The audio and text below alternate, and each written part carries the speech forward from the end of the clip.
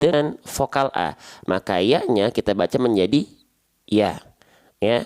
Oke, kenapa dibaca tidak yi, tidak yu? Karena harokatnya fathah, dibaca dengan vokal A. Kita ulang-ulang gitu ya.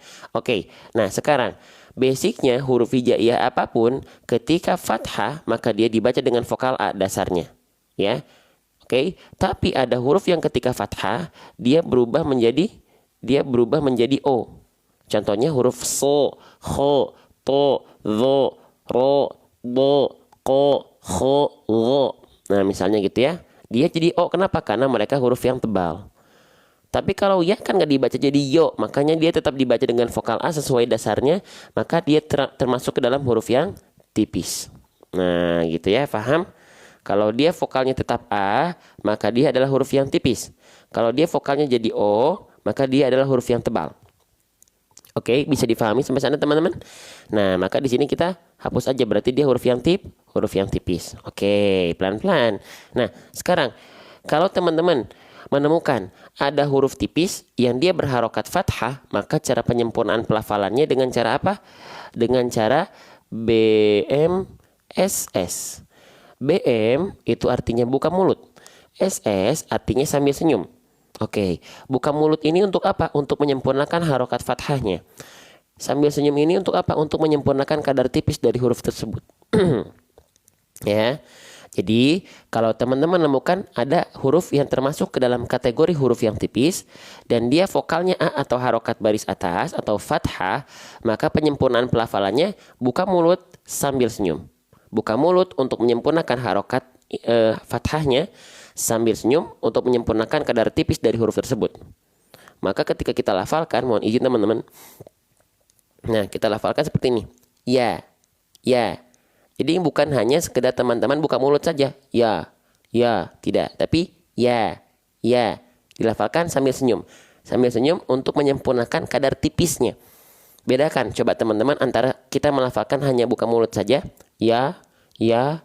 Dengan kita tambahkan senyuman sedikit. Ya, ya, lebih tipis yang mana? Lebih tipis kalau kita lafalkan dengan senyuman. Waalaikumsalam warahmatullahi wabarakatuh. Ya, baik. Paham sampai sini?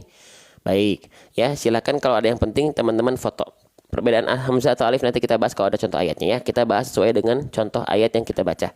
Oke, baik kita lanjutkan kembali teman-teman sahabat Quran sekalian ya. Oke, yang ini sudah difoto, silakan difoto dulu. Kalau ini penting, silakan teman-teman foto ya. Allahu Akbar, Allahu Akbar, Allahu Akbar, Allahu Akbar ya. Masih semangat? Kita gaskeun lagi bismillah. Oke ya. Nah, saya izin hapus dulu ya. Oke, sekarang teman-teman ya, di sini kita menemukan ada wawu ya, ada wawu dalam kondisi sukun diikuti oleh huruf apapun yang berharokat fathah. Kira-kira di sini ada hukum atau kondisi apa? Kalau ada wawu sukun sebelumnya diikuti fathah atau kondisi lain ada ya sukun ya, ada ya sukun sebelumnya diikuti sukun sebelumnya diikuti fathah. Apa hukumnya? Disebut dengan hukum lin ya. Nah, sip. Kita lihat jawaban teman-teman. Lin. Bagus. Lin atau layin. Iya, bagus ya lin ya. Betul sekali ya. Harfulin boleh. Yang jelas dia bukan madlin. Nah, gitu ya. Teman-teman yang jawab madlin maka ini kurang ajib, kurang sempurna. Ini namanya lin atau layin. Ya, saya ulang lagi. Lin secara keadaan dulu, baru nanti secara baca.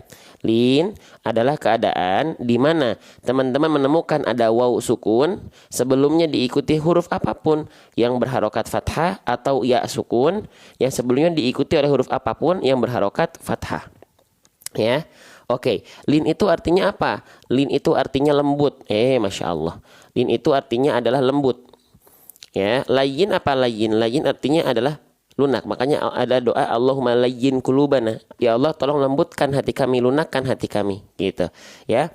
Nah, lin artinya atau layyin artinya lembut atau lunak. Apa yang dibaca lembut atau lunak? Wawu sukunnya atau ya sukunnya. Jadi seperti ini bacanya.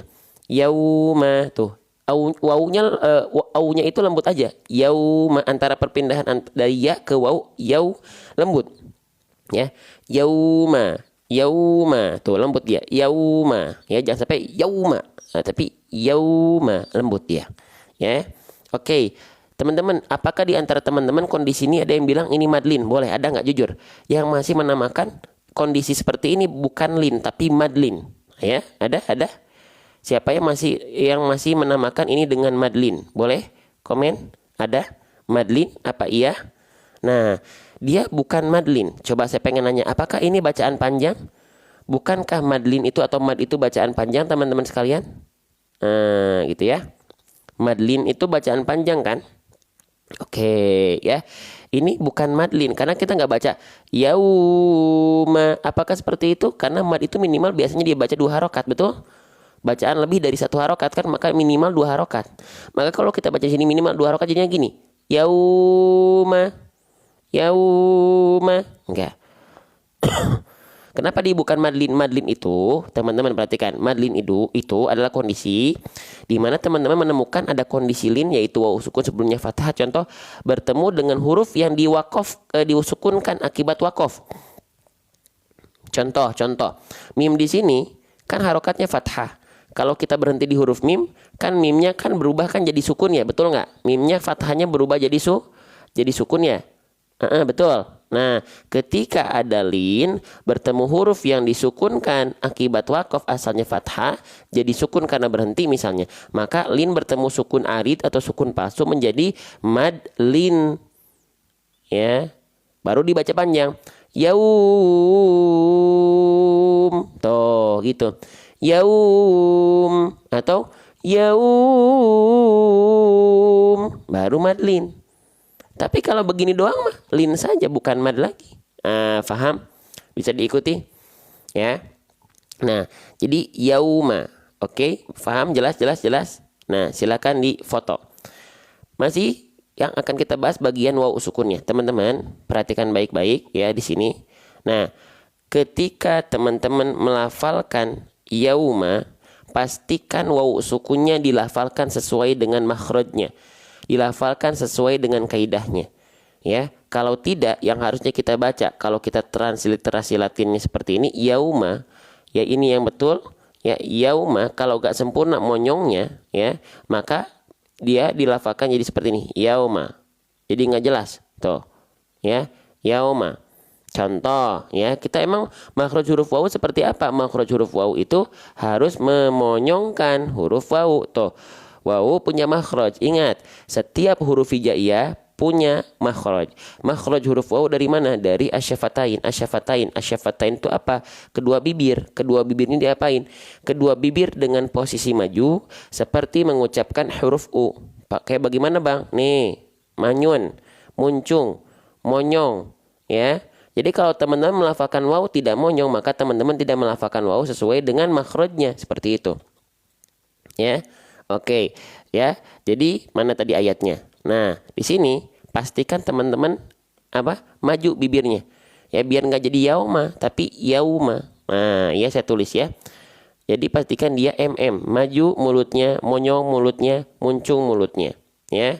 Jadi kalau saya izin contohkan seperti ini teman-teman sekalian. Ya, izin ya. Nah, seperti ini. Pastikan maju. Yauma, yauma. Yauma, jangan sampai yauma. Nah, itu gara-gara kurang monyong. Wawunya kurang sempurna. Ya, waalaikumsalam buat teman-teman yang baru bergabung. Ya, baik. Kita lanjutkan kembali. Nah, sekarang kita masuk ke huruf berikutnya. Ini namanya huruf mim. Mim dilafalkan nggak ada bedanya, persis seperti kita melafalkan huruf M pada abjad alfabet. Maka di sini saya tidak akan terlalu banyak membahas. Mimnya dia berharokat baris atas. Baris atas tadi disebut dengan harokat fathah. Huruf hijaiyah apapun yang berharokat fathah maka dibaca dengan vokal A. Maka mimnya dibaca ma, tidak mi, tidak mu. Ya.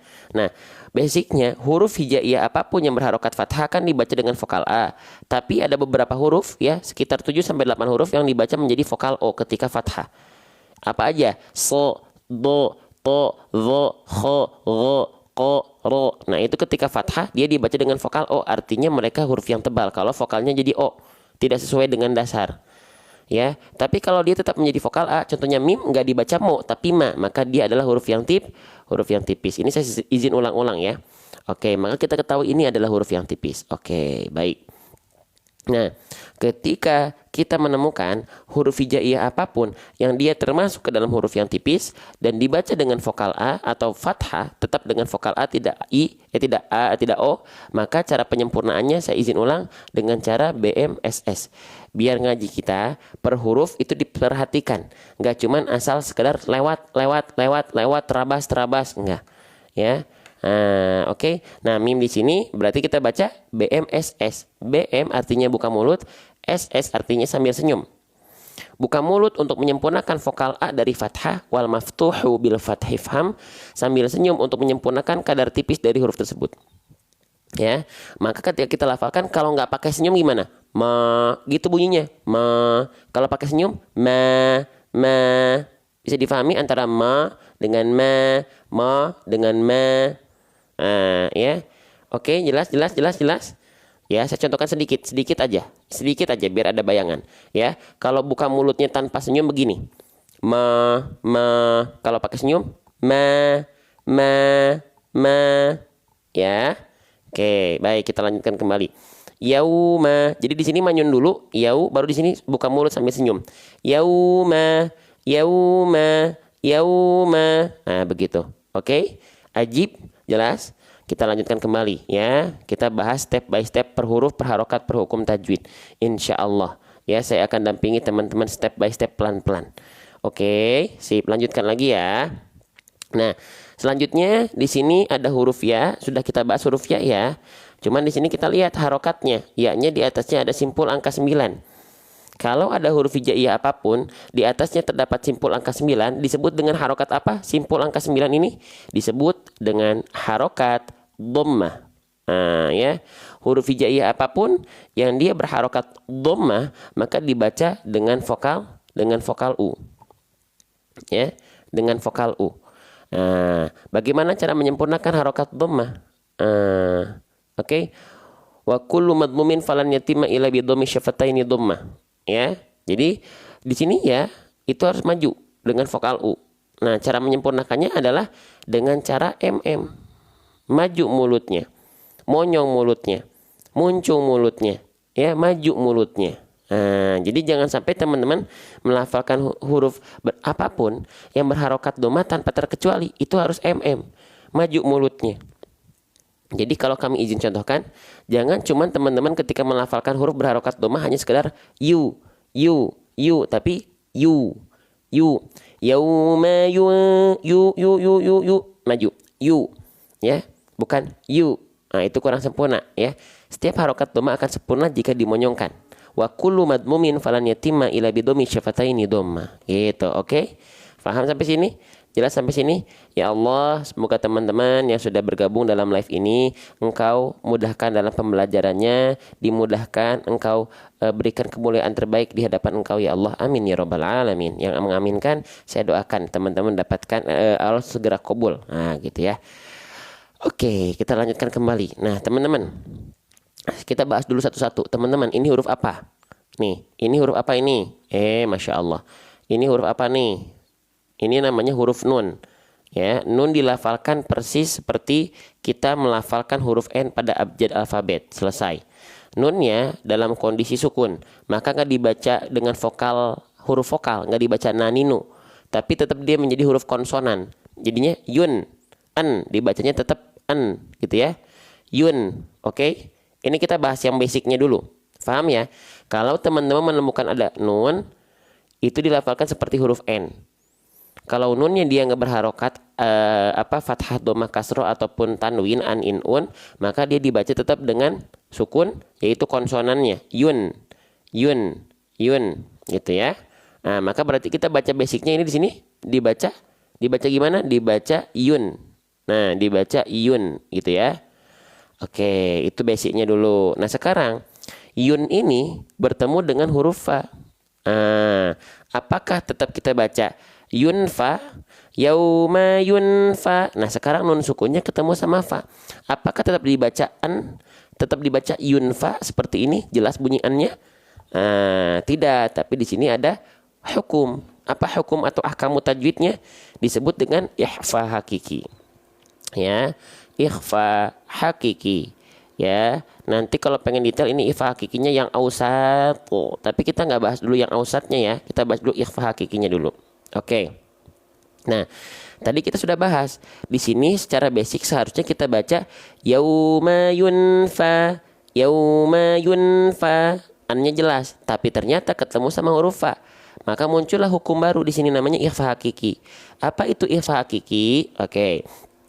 Ya, ikhfa hakiki adalah kondisi di mana nih teman-teman menemukan ada nun sukun atau tanwin an in un ya, ada nun sukun atau huruf berharokat an in un bertemu dengan 15 huruf ikhfa. 15 huruf ikhfa apa aja silahkan cari ya, searching. Salah satunya adalah huruf fa tadi. Huruf fa itu salah satu 15 huruf ikhfa. Nah, gitu. Oke. Saya nggak menjelaskan 15 huruf ikhfanya apa aja. Banyak ya. Ada huruf ta, tha, ja, jim, dal, zal, zai, sin, shin, sun. Nah, banyak. Intinya ada 15 huruf ikhfa. Salah satunya adalah huruf fa.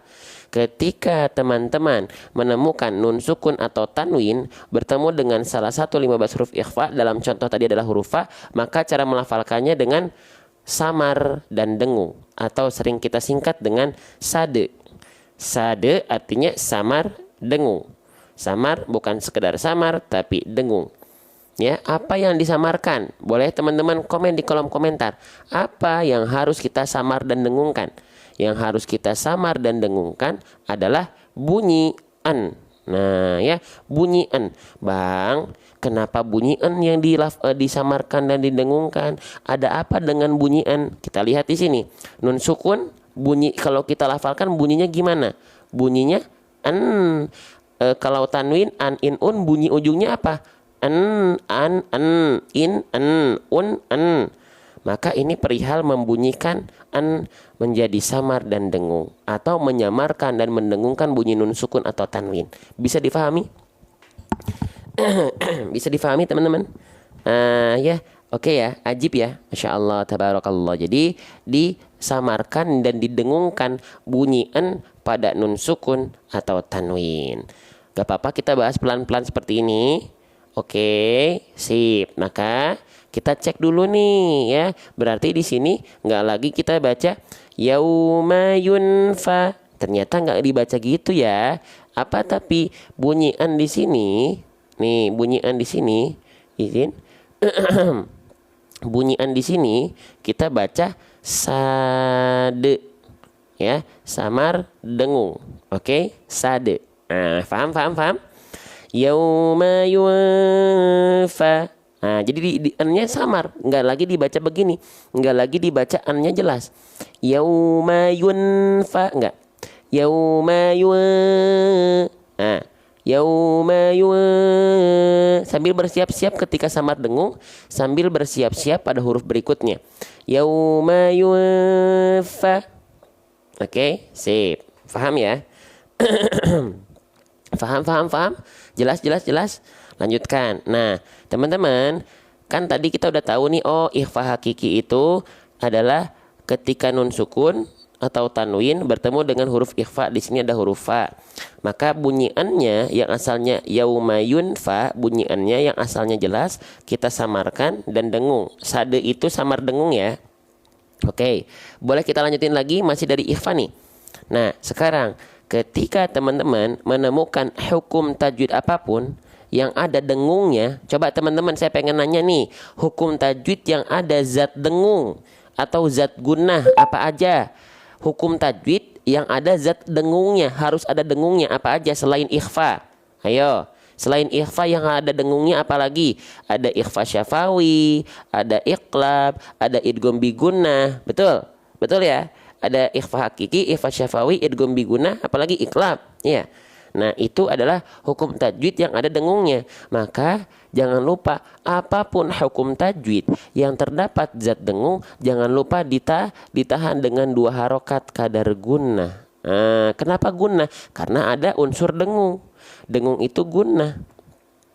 Ya, maka ketika dilafalkan samar sebelum masuk ke huruf fa-nya, tahan samarnya dan dengungnya selama 2 harokat. Contoh, yauma yunfa, yauma yunfa.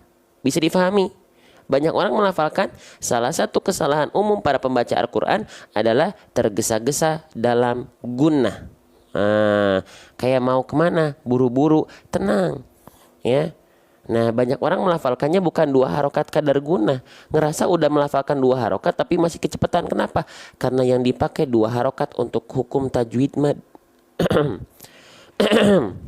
Contoh, nih 2 harokat mad kadarnya seperti ini.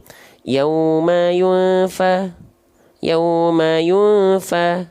Kecepatan gak tuh? Itu 2 harokat, tapi kecepatan. Kenapa? Karena 2 harokat mad yang dipakai. Yang kita pakai harusnya 2 harokat kadar gunnah. Ajib, Allahu Akbar.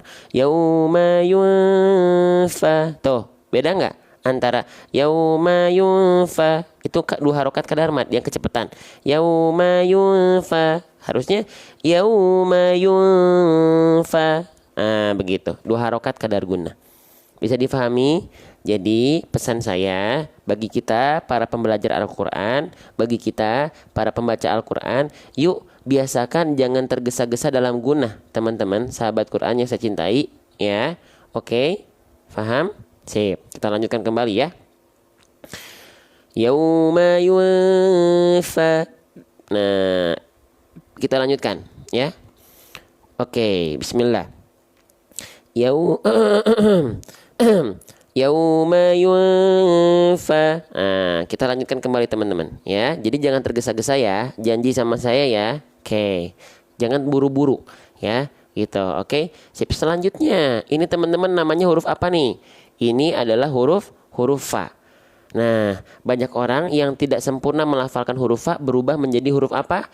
Berubah menjadi huruf P. Siapa yang suka merubah huruf fa menjadi huruf P? Ayo komen. Ini tetot, tidak sempurna.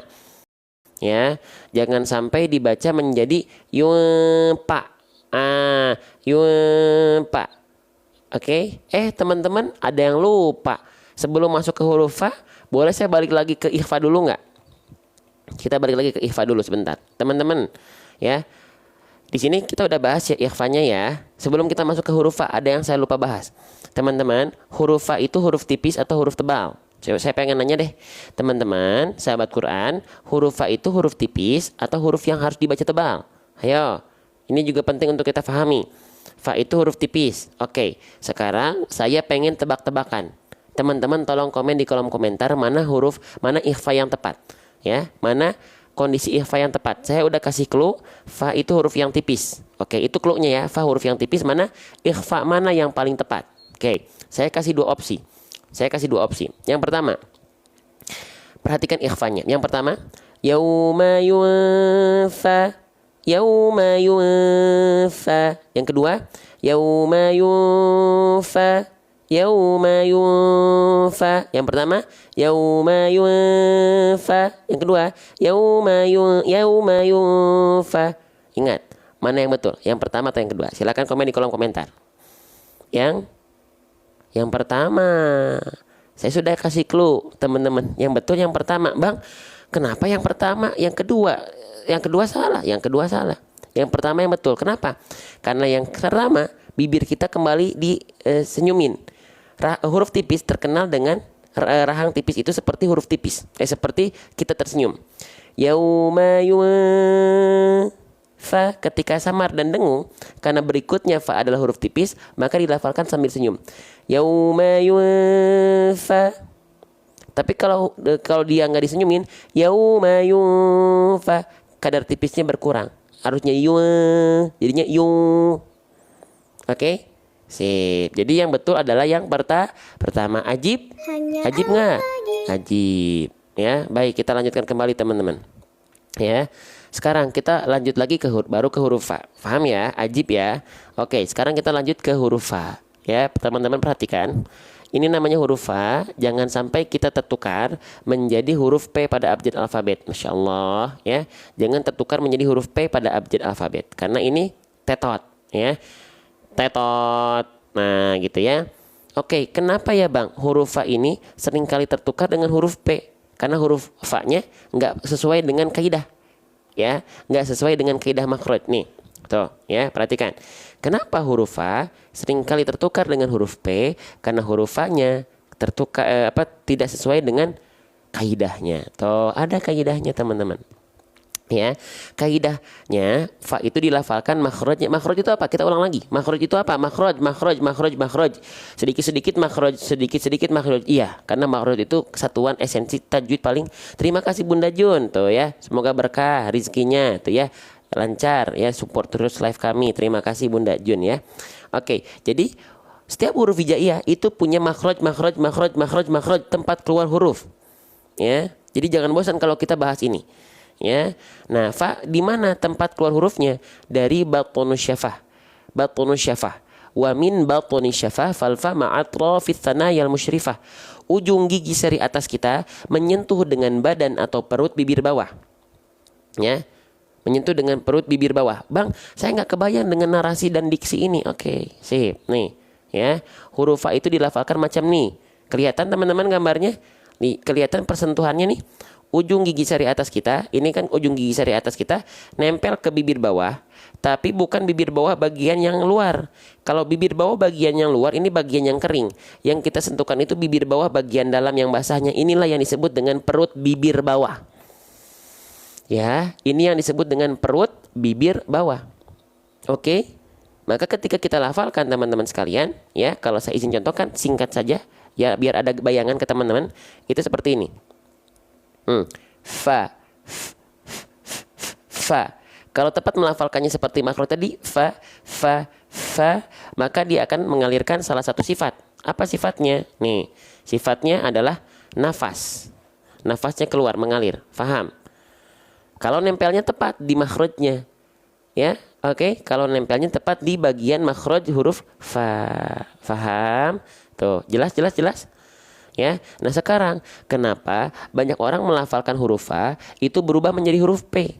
Ada yang tahu nggak? Fa itu kan keluar nafas yang nempelnya ujung gigi sari atas ke bibir bawah bagian dalam. Tapi kenapa banyak orang melafalkan fa itu berubah menjadi huruf p? Karena yang nempelnya bagian mana? Yang nempelnya bagian ini. Ya, perhatikan bagian yang ini. Nih bibir atas nih. Nah, dengan bagian bibir bawah. Nempel mereka jadinya apa? Jadinya huruf P. Nggak akan keluar nafas teman-teman. Ya, pa, pi, pu, up. Nah, udah up. Alam taro kaipapa. Nah, nggak pernah benar nanti. Tapi kaifafa. Nah, ya.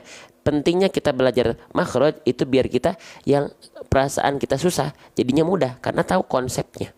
Ya, maka ini satuan terkecil dari tajwid.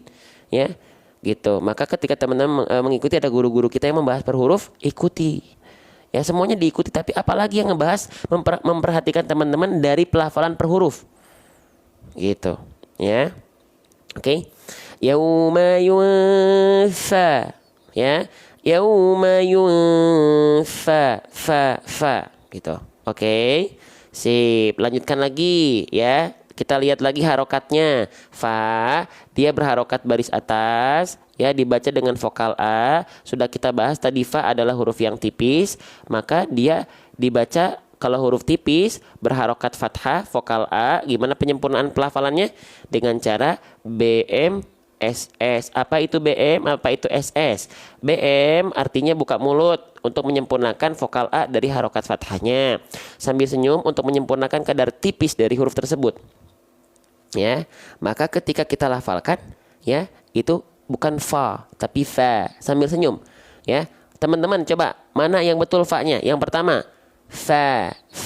Yang kedua fa. Mana yang BMSS? Yang satu atau yang dua? Yang pertama fa. Yang kedua fa. Mana yang BMSS? Mana yang buka mulut sambil senyum? Kerasa nggak? Yang satu, ya. Nah, kerasa? Nah, kalau yang fa itu nggak senyum dia. Fa enggak, tapi fa. Karena kan sambil senyum. Nih, saya contohin lagi deh, ya. Kalau misalnya teman-teman belum ngeh, nih. Buka mulut sambil senyum. Fa. Kalau dia nggak senyum, fa menjadi fa. Nah, begitu. Oke? Sip, ya. Faham? Kita lanjut. Silakan kalau ada yang penting-penting di foto. Kalau ada yang bagus-bagus, yang bermanfaat langsung foto aja. Ya, nggak usah izin. Oke? Kita sudah berjalan live selama 36 menit. Masya Allah, Sudah ada yang menanam investasi akhirat, saham akhiratnya 80.000 kali, terima kasih. Nih, ini yang membuat TikTok menyebarkan konten-kontennya. Ya, tap-tap layarnya dan di pojok kanan bawah sudah ada yang share sekitar 200 kali lebih. Terima kasih yang sudah ikut menyebarkan syiar dakwah Quran kita bersama ini. Bukan dakwah Quran saya, dakwah Quran kita bersama. Ya, semoga dengan ini Allah kasih hidayah-hidayah kepada kita semua dan kepada seluruh umat di Indonesia, bahkan seluruh dunia. Amin. Ya, Bismillah. Tanpa saya minta, terima kasih. Ya, kita lanjutkan. Ya, yauma yunfakhu fakhu. Nah, teman-teman, ini huruf apa namanya? Ini namanya huruf apa, teman-teman? Nih, ini namanya huruf kho. Kho, kho, kho, kho, kho. Ya. Nah, huruf kho ini ya, itu dilafalkan seperti ya, bukan betul-betul dengkuran. Nah, jadi kho ini dilafalkan seperti apa, teman-teman sekalian? Oke, kita kenalan dulu ya. Ya, kita ta'arufan dulu sama huruf kho. Baik, gini teman-teman. Huruf kho itu dilafalkan dari bagian al-halqi. Al-halqi itu tenggorokan. Al-halqinya bagian mana? Nih, kita kenalan sama huruf kho. Kho juga tentu punya makhraj sesuai dengan apa yang saya sampaikan. Ngorok, seperti ada ngorok ya. Gitu, betul banget, seperti ada ngoroknya. Kho itu dilafalkan makhrajnya dari adnal halqi. Adnal halqi ini artinya adalah tenggorokan paling atas. Tenggorokan paling atas seperti apa? Nah, macam nih. Oke, saya izin hapus dulu. Nah, ini kho itu seperti ini. Tuh. Tenggorokan di sini nih. Kan tenggorokan kita dalam tajwid, dalam pelafalan makhraj itu dibagi 3, teman-teman sekalian. Ada ujung tenggorokan, ada tengah tenggorokan, ada pangkal tenggorokan. Oke. Nah, kho itu kebagiannya rahimnya keluarnya dari sini. Yang warna ungu bersama dengan huruf ghain. Live kita setiap hari ba'da subuh rutinnya. Di luar itu kita tentatif karena saya ada ngajar juga ya. Di luar jadwal kelas saya sampai malam itu ngajar, teman-teman. Ya, ngajar kelas berbayar. Jadi kalau untuk yang free itu ba'da subuh setiap hari ya. Kho, khi, khu. Nah, dari sini dia. Kalau teman-teman tepat melafalkannya dari sini, dia akan mengeluarkan salah satu sifat yang disebut dengan hams, mengalir nafas, tapi karakteristiknya dengkuran atau seperti ngorok. Tapi ngorok di sini bukan ngorok yang lebay, ngorok yang berlebihan. Kho. Tapi kok aku lihat hari Sabtu nggak live, Ustadz, ada kegiatan hari Sabtu kemarin. Ya, jadi saya nggak live. Tapi kalau nggak ada kegiatan, rutinnya ba'da subuh kita live ya. Kho. Nah, jangan sampai terlalu berlebihan ya. Kho, nggak gitu ya. Tapi cukup kho, tuh lembut aja. Tapi tetap ada keluar dari ujung tenggorokan. Kho. Tuh, bisa difahami? Jadi bukan kho, nggak betul-betul ngorok. Tapi kho, lembut aja. Kho, rasakan dari adena ghainun khouha, tenggorokan paling atas atau tenggorokan paling ujung, paling luar. Ya. Oke, tinggal kita praktekkan dalam pelafalan kita. Ya, berarti kita lafalkan seperti ini. Yauma yunfakhu fakhu. Nah, oke. Paham. Ke masjid gak kapan belum lagi Bunda Fitri? Masya Allah, udah nunggu ya. Saya belum lagi ke sana ya. Gitu. Oke, soalnya jadwalnya sekarang Senin ada kelas. Paling nanti kita reschedule ulang ya. Gitu, lanjut. Ya, paling besok kalau mau ikut saya ada kegiatan untuk yang offline di Bandung ya. Nanti saya sampaikan di grup, saya udah lama nggak buka grup juga. Nah, kita lanjutkan lagi. Yauma yunfakhu khu. Nah, lalu di sini kho-nya berharokat dhammah ya.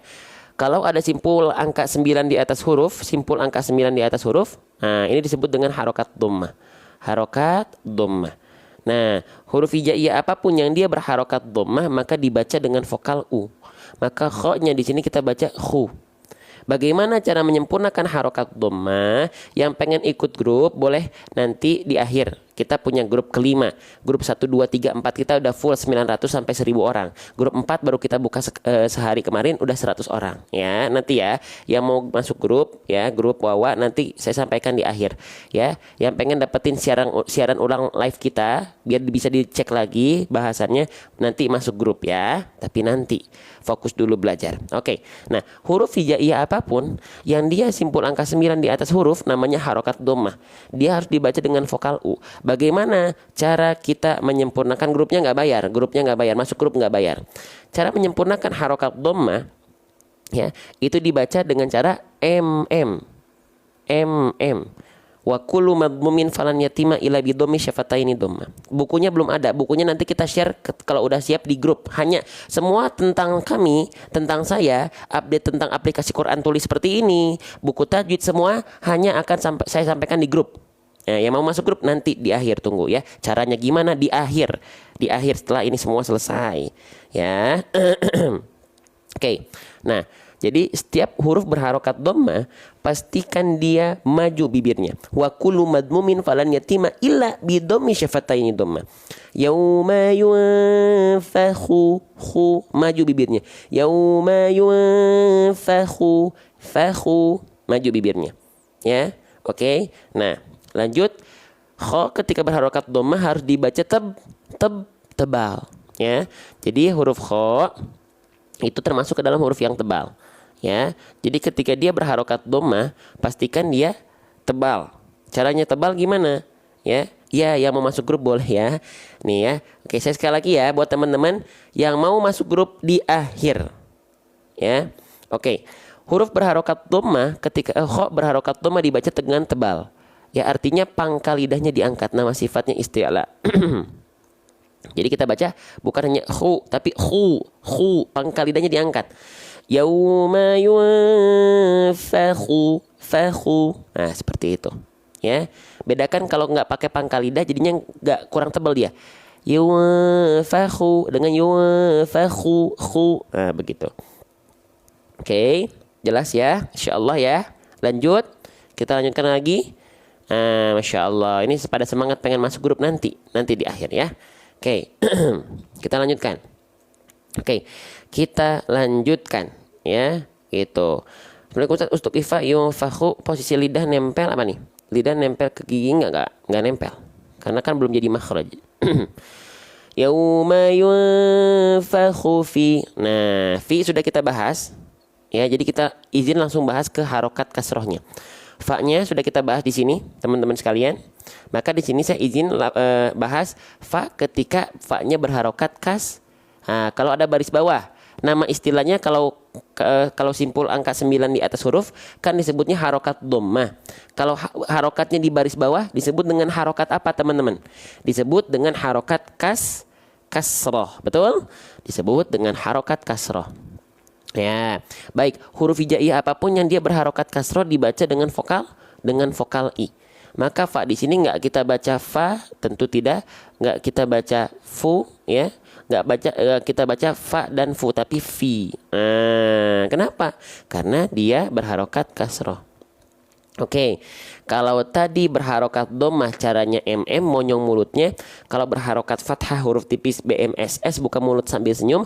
Kalau misalnya dia berharokat kasroh, bagaimana cara menyempurnakan harokat kasroh biar ngaji kita tidak seperti orang yang sedang bergumam?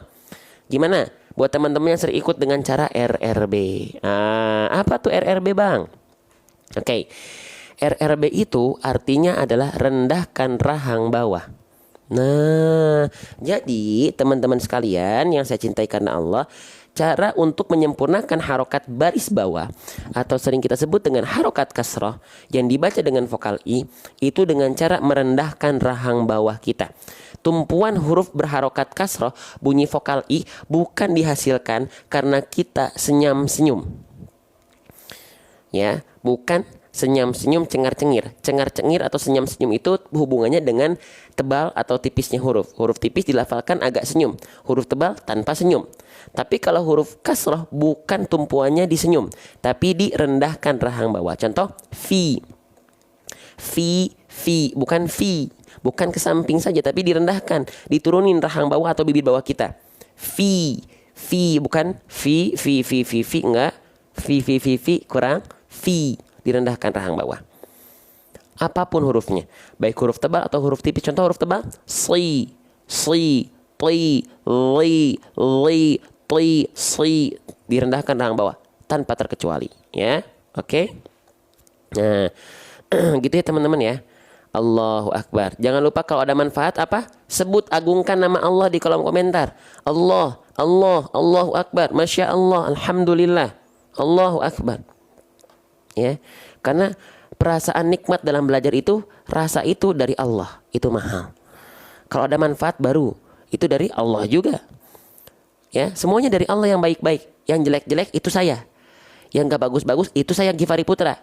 Yang bagus semua cinta Allah buat teman-teman. Ya, oke, sip, lanjut. Nah, dari fi teman-teman sekalian, ya, dari fi ini langsung masuk ke huruf shad. Ya, langsung masuk ke huruf shad. Fils, nah gitu ya, fils gitu ya, fils. Nah, di sini kita lewat, yang ini kita lewat karena ada apa? Ini disebut dengan alif lam apa? Alif lam syamsiyah. Kak, itu aplikasi atau apakah? Ini nanti kita akan buat aplikasinya. Makanya tunggu sampai akhir buat teman-teman yang pengen masuk grup. Nanti informasi buku tajwid, aplikasi, ya, terus kelas free kita, kelas private kita, semua nanti di grup semuanya, ya, gitu. Oke. Kita lanjutkan lagi. Nah, disebut dengan alif lam syamsiyah. Oke, teman-teman boleh sebut dengan idgham syamsi boleh, atau asyamsiyah boleh. Ya, alif lam syamsiyah. Tapi banyak orang menyebutkan ini adalah alif lam syamsiyah, gitu ya. Alif lam syamsiyah. Nah, alif lam syamsiyah ini seperti apa sih, Bang? Ketika teman-teman menemukan ada bentuk seperti alif dan lam yang saling bersandingan, nah, di sekitarnya, baik di atas lamnya atau di setelah lamnya, ada tanda tasydid. Nah, gitu ya, ada tanda tasydid seperti ini, maka itu adalah tanda syamsiyah. Semangat, Masya Allah. Ini adalah tanda syamsiyah. Ya, kalau Komariah gimana? Ingat ya, syamsiyah bukan Syamsuddin, hati-hati. Kalau Komariah, kita cari Komariah, di manakah engkau? Komariah, mana nih? Belum menemukan Komariah kita. Nah, ini Komariah nih. Nih ya, ingat Komariah bukan Komarudin. Nih, perhatikan. Di sini, tuh. Yang ini baru alif lam, Komariah. Karena ada alif dan lam yang saling bersandingan dan tandanya bukan tasydid, tapi sukun di atas lam. Ini baru Komariah. Kalau Komariah berarti huruf yang ada tandanya itu yang dibaca. Berarti lamnya yang dibaca jelas. Kalau ini, mana tadi alif lam syamsiyah kita? Nah, kalau ini alif lamnya nggak ada tanda, tapi ada tanda tasydid setelahnya, itu syamsiyah. Itu yang dibaca. Faham? Allahu Akbar, Allahu Akbar, Allahu Akbar. Ya, jadi dari fi langsung sabat, langsung masuk ke as. Ya, oke. Yauma yunfakhu fis langsung fi baru as. Fis digabung, fi as fis. Ajib, Masya Allah, ya. Sip, sudah bisa difahami. Semangat. Ya Allah, mudahkan kami dalam belajar ya Allah, ya. Yo, bismillah. Ya. Sekarang teman-teman, ada yang bingung melafalkan ini shad ketika dia berharokat dhammah. Siapa yang masih bingung ngebedain antara shad berharokat dhammah dengan sin berharokat dhammah? Yuk komen. Yuk, ada siapa yang di antara teman-teman masih kebingungan apa bedanya antara shad dhammah dan sin dhammah? Siapa yang masih melafalkannya? Perasaan sama-sama aja. Nah, ayo siapa? Saya. Oke. Teman-teman, saya izin bahas boleh? Saya izin sampaikan boleh? Saya izin bahas dalam rangka untuk sama-sama kita belajar bareng boleh? Boleh ya? Izin ya teman-teman, bismillah ya. Baik. Perhatikan baik-baik ya.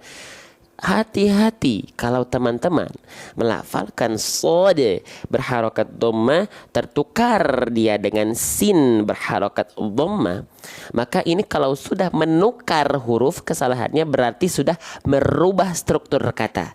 Kalau struktur kata berubah, maka ini salahnya bukan main, menjadi salah besar. Kenapa? Karena merubah struktur kata sama dengan merubah makna ayat. Taunya dari mana? Nggak usah jauh-jauh, ya. Mungkin yang kita belum paham bahasa Arab seperti saya misalnya, kita analogikan dengan bahasa Indonesia. Ada kalimat aku cinta kamu, cela gitu ya. Aku cinta kamu, ya, gitu. Iya, kamu gitu ya. Aku cinta kamu. Nah, huruf U-nya kita tertukar jadi aku cinta kami. U dan I tertukar, maknanya beda jauh, rancu dia. Nah, iya. Misalnya kamu adalah belahan hatiku, ya, misalnya U-nya diganti jadi kami adalah belahan hatiku, jadi aneh, Ya, iya nggak? Ini sampai jam berapa? Sampai jam 7 kurang. Jam 7. Ya. Oke. Paham ya? Paham ya teman-teman ya? Nah, maka di sini jangan sampai tertukar. Ya. Nah, betul tuh ya al-itbaq. Oke, kita bahas sedikit-sedikit. Mohon izinnya para guru semua yang mungkin hadir di sini.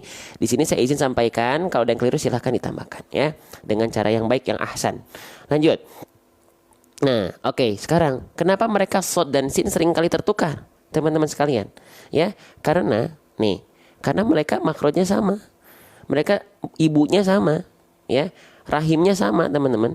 Rahimnya sama. Maksudnya rahim, makrotnya sama, tempat keluarnya sama. Tuh. Ya, di mana? Di ujung gigi di ujung lidah ditempelkan ke, ada yang bilang kan ke ujung gigi sejajar dengan gigi seri bawah, ada yang bilang ke pangkalnya. Kurang lebih seperti ini. Ya. Ya. Ujung lidah ke giginya sama tuh, baik sin sama zai sama persis, cuman beda di sifatnya saja ya. Kalau shod itu sama makhrajnya, nih itu sama, sin dan shod sama teman-teman, gak ada bedanya. Iya nggak? Lihat bagian depannya sama nggak? Sama nggak teman-teman? Boleh komen di kolom komentar, coba sama nggak? Makhrajnya dulu, shod dan sin sama tuh, makhrajnya sama. Iya, makanya banyak orang tertukar karena makhrajnya sama. Terus apa bang yang membedakan? Gitu ya. Lalu apa yang membedakan bang? Yang membedakan adalah tebal dan tipisnya. Ya.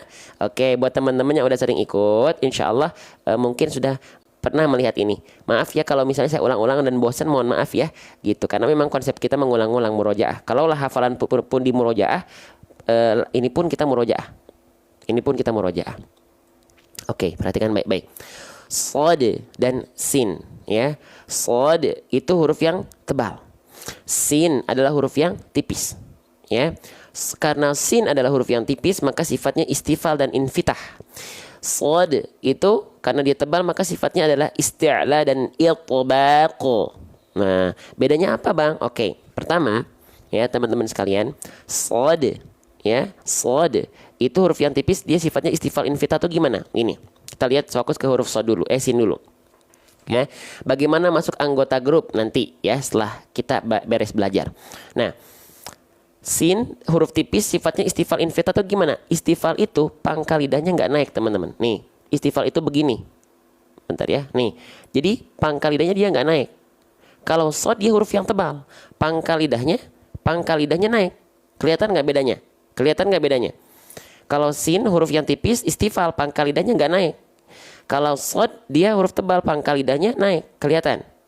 Nah, oke. Nah, gitu ya. Nah, lalu karena sin huruf yang tipis, dia sifatnya infitah. Jadi aula rongga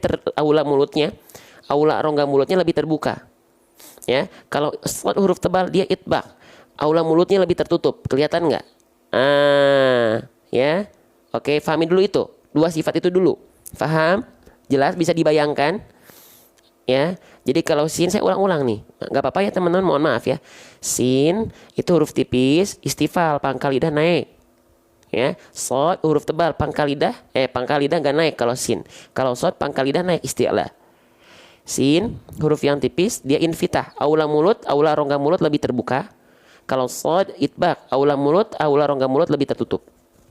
Ya, oke. Sip. Nah, sekarang kita lihat dalam ayat.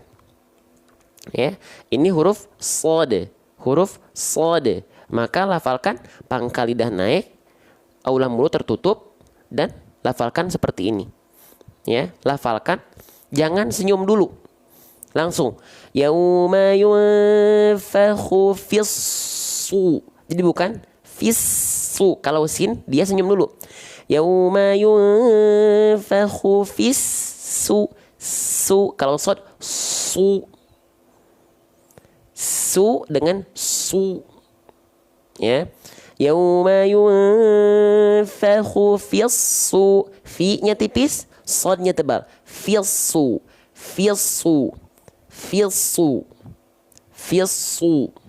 Kalau sin fissu. Nah, begitu. Ya. Sip. Yang penting paham dulu konsepnya. Kalau bisa dan belum bisa itu masalah riyadhah lisan, masalah latihan terus. Ya, bisa difahami teman-teman sekalian. Kita lanjut ya. Nah, sekarang sodnya kan dia berharokat dhamma. Jangan lupa kalau harokat dhamma dia dibaca monyong, monyong. Wa kullu madmumin falan yatimma illa bi dhammi syafataini dhamma. Ya, setiap huruf berharokat dhamma wajib monyong.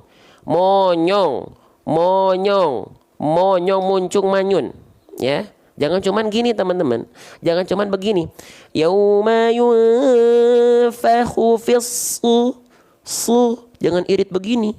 Su, maju, sempurnakan dhammahnya, muncung, ya. Oke, lanjut. Nah, sekarang ya, sodnya itu dia dalam kondisi bertasydid.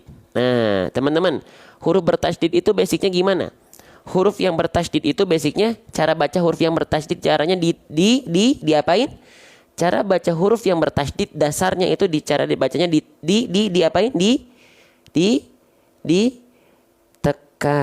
Bagus. Nah, masih ada yang menjawab ditahan. Ya. Jadi basic tasydid itu bukan ditahan, tapi ditekan makhrajnya. Nah, ditekan bagian hurufnya, ditekan. Bukan ditahan, kecuali nun dan mim yang bertasydid dia ditahan karena ada hukum juga. Jelas ada hukumnya ditahan tuh kenapa? Karena ada hukum gunnah pada nun dan mim bertasydid. Gitu. Kalau di luar itu ditekan saja. Ya, ditekan doang, teman-teman sekalian. Ya, yauma yunfakhu fis-su. Kalau kita tahan jadinya gini. Coba nih, kalau nun dan mim kan ditahan ya. Inna mim a'amma tuh ditahan. Tapi kalau so ditahan kayak begitu. Yauma yunfakhu fis-suri, kepanjangan. Iya, kerasa nggak kepanjangan? Maaf, kerasa nggak? Yauma yunfakhu fis-suri, nggak ditahan 2 harokat, tekan saja, ya. Oh, oke. Jadi nggak semuanya huruf yang bertasydid tahan 2 harokat, enggak. Jadinya nanti serba kepanjangan, jadinya kelamaan. Ya, oke, jelas. Paham? Lanjut ya. Kalau ada komen-komen yang tidak terbalaskan oleh saya, mohon maaf ya teman-teman, karena saya gak bisa balas satu persatu. Nanti gak lanjut pembahasan kita. Ya, lanjut. Mohon izin. Ya, cukup ditekan saja.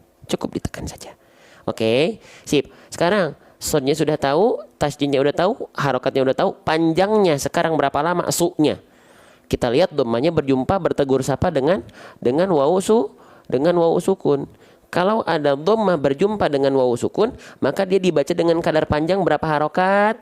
Ayo, mana komennya? Mana semangatnya? Kalau ada dhammah berjumpa dengan wawu sukun, maka dia dibaca dengan kadar panjang berapa harokat, teman-teman? Dibaca dengan kadar panjang 2 harokat. So, ya, Masya Allah, tabarakallah. Ya, dibaca dengan kadar panjang 2 harokat. Nama hukumnya mad tabi'i. Ya, mad tabi'i. Hukum tajwid mad tabi'i itu, ingat, bukan hanya ada satu kondisi saja. Bukan hanya dhammah wawu sukun saja. Apalagi Bang?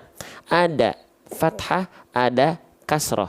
Kalau baris atas bertegur sapa dengan alif, kalau kasroh bertegur sapa dengan ya sukun. Nah, berarti ada 3 kondisi yang disebut dengan mad tabi'i.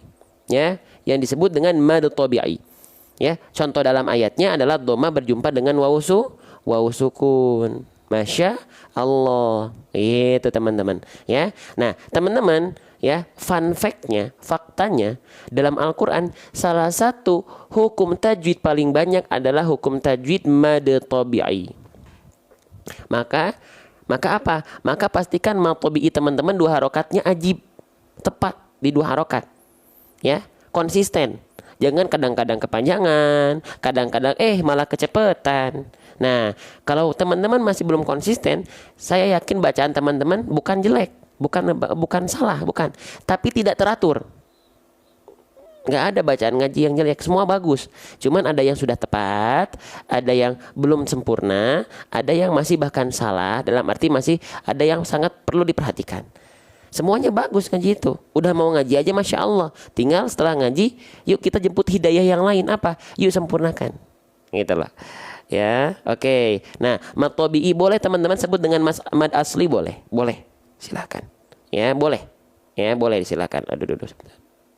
Oke. Nah, sekarang, oh iya Bang, saya itu adalah salah satu orang yang melafalkan mad tabi'i masih belum konsisten bang 2 harokatnya. Gimana caranya?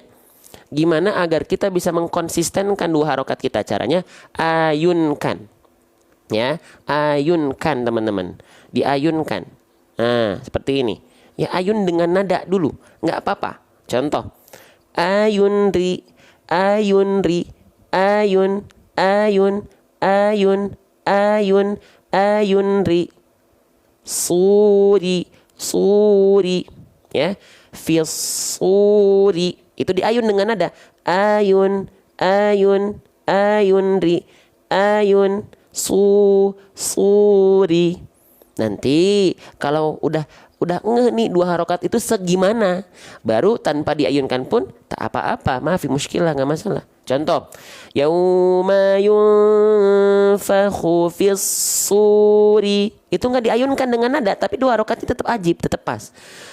Yauma yunfakhu fis suri, nggak masalah kalau udah 2 harokatnya tepat. Faham teman-teman? Jelas? Ajib, ya, Masya Allah. Ya Allah, semoga 1.400 orang, 1.300 orang yang memandang live ini, yang bahkan saya tanpa pinta teman-teman tap-tap layar, tapi hampir 150.000 kali tap-tap layarnya, love-nya, like-nya, dan yang share di pojok kanan bawah hampir 500 kali tanpa saya minta. Semoga teman-teman Allah kasih keberkahan lebih, karena teman-teman ikut syiar dakwah Quran, tandanya berarti, ya. Live akan semakin tersebar karena teman-teman menjadi penonton yang aktif. Allahu Akbar, terima kasih. Padahal tanpa saya minta. Semoga Allah ganjarkan pahala jariah buat teman-teman, ya. Lanjut. Nah, selanjutnya teman-teman, di sini kita menemukan ada huruf ro. Nah, teman-teman, huruf ro, kesalahan yang sering kali terjadi ketika kita melafalkan huruf ro, teman-teman sekalian, adalah apa? Adalah getarannya terlampau berlebihan. Nah, ini nggak boleh terlalu berlebihan. Masya Allah. Nih ya, huruf ro, jangan sampai getarannya terlampau banyak atau berlebihan. Saya tulis banyak aja deh, biar singkat. Nah, jadi gini, suri. Ah, itu dan kurang sempurna itu, ya. Oke, suri, ri, nggak gitu. Kenapa nggak boleh? Atau kenapa kurang sempurna? Karena ada aturan main. Ro itu mana huruf ro? Nih, perhatikan nih huruf ro, ya, huruf ro. Dia punya sifat yang disebut dengan takrir. Warro wa bitakririn ju'il. Dia bergetar tapi tak terlampau berlebihan getarannya. Ro, ri, ru. Bahkan kalau dihitung-hitung hanya 1 sampai 2 getaran saja. Ro, ri, ru, r, ir, ur. Jadi bukan ro, ri, ru, ar. Nah, macam itu. Nggak begitu. Kurang sempurna maksud saya, ya. Bukan salah enggak. Kurang sempurna. Gitu. Oke? Jadi jangan, pastikan ketika melafalkan huruf ro, jangan sampai getaran di lidah terlampau banyak. Karena dia punya sifat warro wa bitakririn ju'il. Dia punya getaran, ya, tapi yang tidak terlampau berlebihan. Tapi jangan juga jadi kayak orang bule, ya, jangan jadi kayak orang bule juga. Fisuri, ri, rar, nggak begitu juga, ya. Tapi tetap ada ro, ri, ru, r. Saya cadel Ustadz, oke. Buat teman-teman yang mohon maaf, yang misalnya cadel, justru melafalkan huruf ro itu teman-teman lebih mudah. Kenapa? Karena ro berbeda dengan huruf R. Kalau R teman-teman rasa menuntut banyak getaran, Tapi kalau huruf ro tidak menuntut banyak getaran. Ro, ri, ru, r. Dia nggak ro, ri, enggak. Tapi juga jangan jadi seperti orang bule, ya. Jadi ro, ri, ru, r, nggak gitu juga. Tetap harus ada getarannya, ya. Oke, lanjut. Nah, seperti itu, ya. Yauma yunfakhu fis suri. Nah, gitu ya. Oke, yang cadel diikhtiarkan nggak apa-apa latih, ya. Fatakullaha mastata'tum, dilafalkan sesuai dengan kemampuan tapi tetap dilatih, ya. Siapa tahu dari ngaji teman-teman jadi bisa melafalkan huruf R, nggak ada yang pernah tahu teman-teman, ya. Oke. Sip, saya izin lanjut mungkin ke bawah ya. Udah di ujung soalnya tadi, udah di ujung pembahasan, di ujung baris. Oke, kita lanjutkan kembali. Mungkin saya lanjut ke huruf ta ya. Huruf fa-nya sudah kita bahas berulang-ulang. Atau mau dibahas lagi huruf fa? Atau kita skip langsung ke huruf ta nih? Huruf fa udah kita udah bahas 2 kali nih. Kita lanjut ke huruf ta boleh? Atau di fa dulu dibahas? Skip dulu ya, kita langsung ke huruf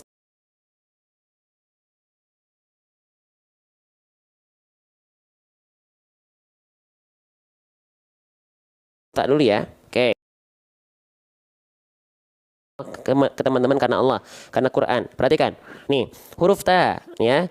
Kesalahan yang sering kali terjadi ketika itu kesalahan yang sering kali terjadi dilafalkan apa teman-teman? Ya. Kalau teman-teman rasa ada manfaat ini dari Allah. Alhamdulillah, tapi ingat semua karena Allah. Allah mudah menakdirkan teman-teman bisa melafalkan ngaji Quran. Teman-teman menjemput hidayah dari Allah untuk belajar, meluangkan waktu, tenaga, kuota dan pikirannya. Live ini hanya sama-sama caper di hadapan Allah, cari perhatian. Semoga kita bisa mendapatkan manfaat dan memberikan semuanya karena Allah. Allah, Allah, Allah. Bukan berkat live saya, enggak. Ya, makanya saya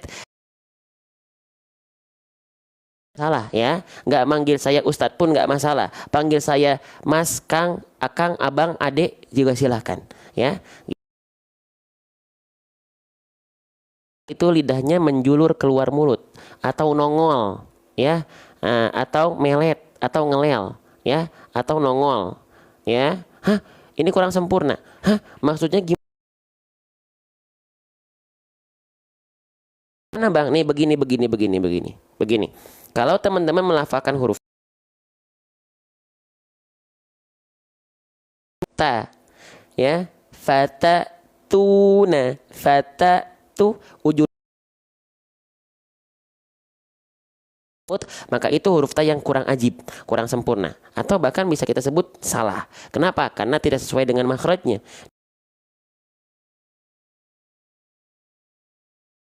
Insya Allah kita bahas. Tenang ya teman-teman sekalian. Oke, nih perhatikan ya, huruf ta atau seperti digigit atau nongol ujung lidahnya.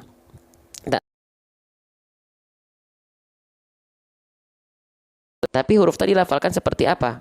Nah, ta itu dilafalkan punya makhraj seperti biasa. Lagi-lagi makhraj. Iya, memang.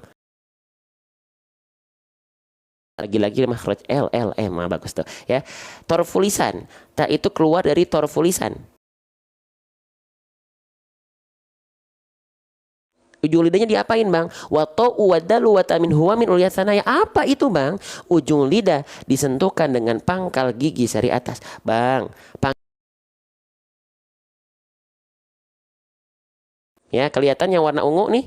Nah ini adalah sepertinya kurang sehat-sehat. Alhamdulillah. Malam itu ngajar, paginya TikTok buat teman-teman semua.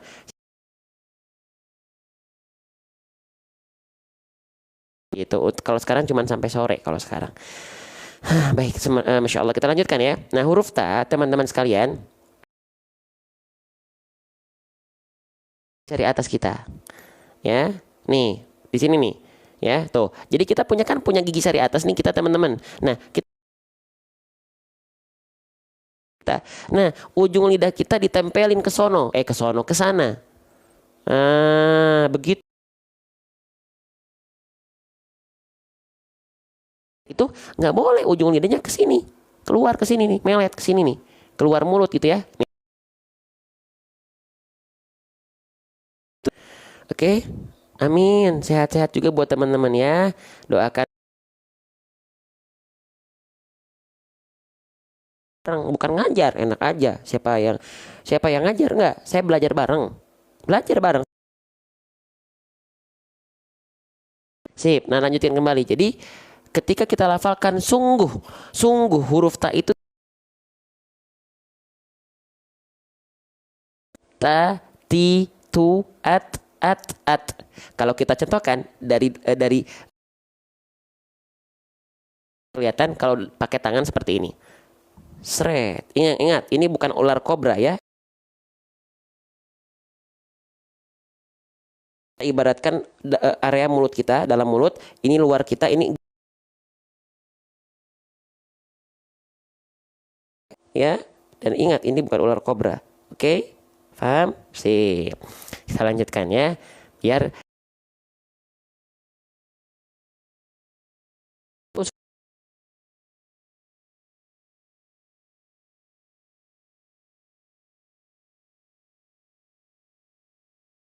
fokus tapi menyenangkan.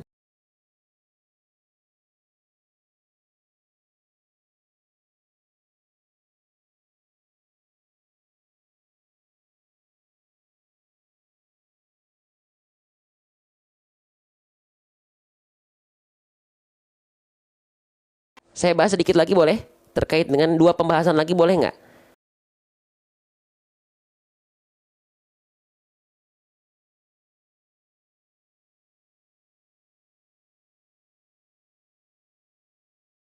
Satu sampai 1000 orang ya. Grup 5 ini grup free ya.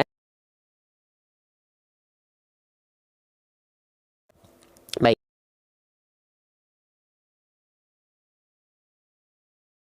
Ya, yang harus teman-teman tunaikan.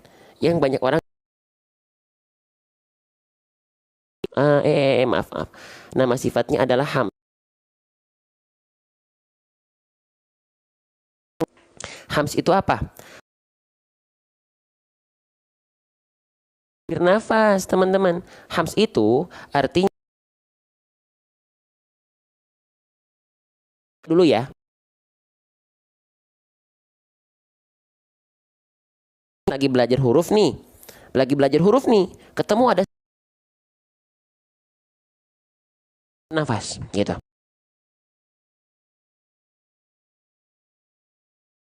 Huruf-huruf hams ada pengecualian kecuali dua. Ketika mereka punya sifat hams. Tapi apa? Ya, gitu. Tapi apa? Kita cek bareng-bareng. Hams itu artinya memercikan nafas, mengalir. Takallufi.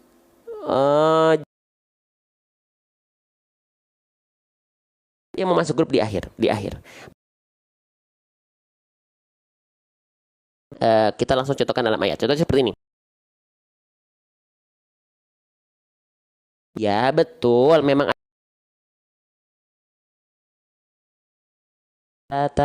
ti tu. Bukan becek nafas. Ya. Fata ta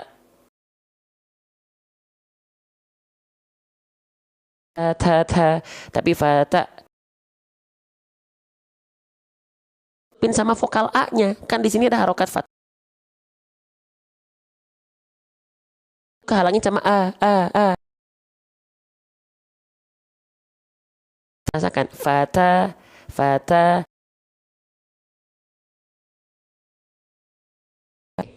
Iya enggak?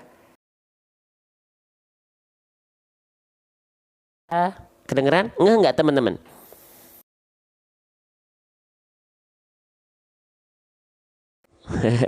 Satu pembahasan lagi boleh. Ya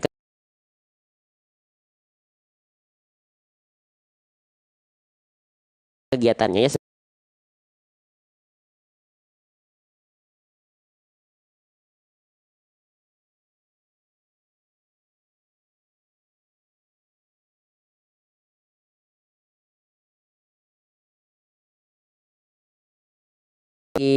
Ayo, ini huruf apa? Ini adalah huruf ham. Bukan